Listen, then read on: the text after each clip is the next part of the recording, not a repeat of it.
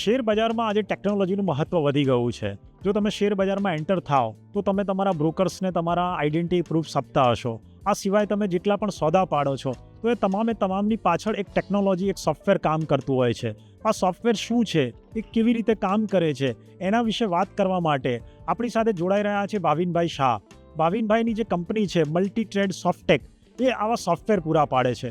તો ભાવિનભાઈ, તમે અમારા દર્શકોને જણાવશો કે આ આખી ટેકનોલોજી કઈ રીતે કામ કરે છે, બ્રોકર્સ આનો ઉપયોગ કેવી રીતે કરે છે? બેઝિકલી કેવું હોય છે કે એકાઉન્ટ પહેલાં ઓપનિંગ કરે છે ક્લાયન્ટ, અને એ એકાઉન્ટ ઓપનિંગ કર્યા પછી એને શું છે, ટ્રેડ કરવા માટે પ્રાઇસ જોતા હોય.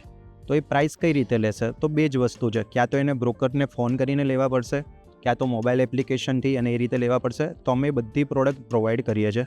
મોબાઈલ એપ્લિકેશન છે, વેબ એપ્લિકેશન છે, EXC છે, અને એની અંદરથી એ પ્રાઇસ જોઈને ટ્રેડ કરતું હોય છે. એટલે અમે લોકો શું કરીએ છીએ, ટ્રેડનું મેનેજમેન્ટ બી કરી આપીએ છીએ, ઓર્ડર મેનેજમેન્ટ કરી આપીએ છીએ, અને આપણા ગુજરાત નહીં, ગુજરાત બહારના દરેક બ્રોકરને અમે લોકો એ સર્વિસ પ્રોવાઈડ કરીએ છીએ.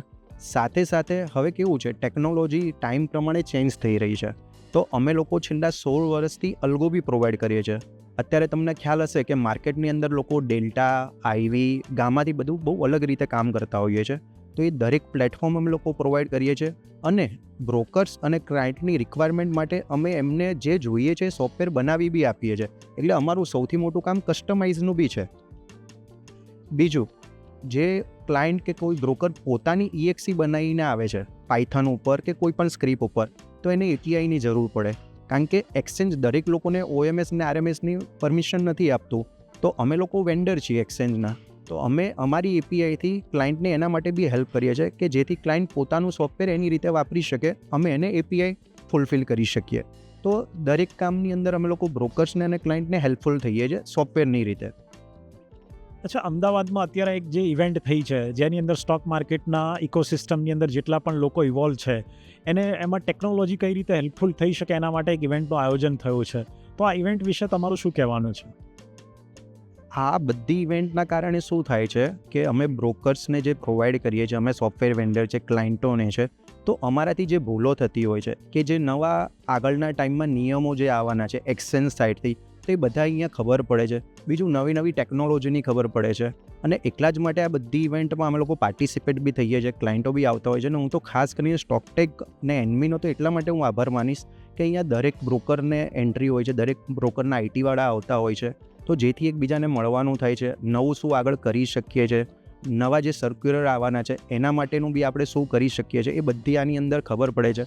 એટલે જે મહેશ સર છે, શીતલ મેડમ છે, એ બધાને અમને લોકોને એનમીમાં અહીંયા એનરોલ કરે છે, અને બધાને એક કેવું થાય છે, ગેટ ટુગેધર જેવું થાય છે કે જેના કારણે અમે એકબીજાને મળી શકીએ છીએ, અને એકબીજા જોડે અમારી વાત બી શેર કરી શકીએ છીએ કે ભાઈ હવે માર્કેટમાં આપણે શું નવું કરી શકીએ છીએ.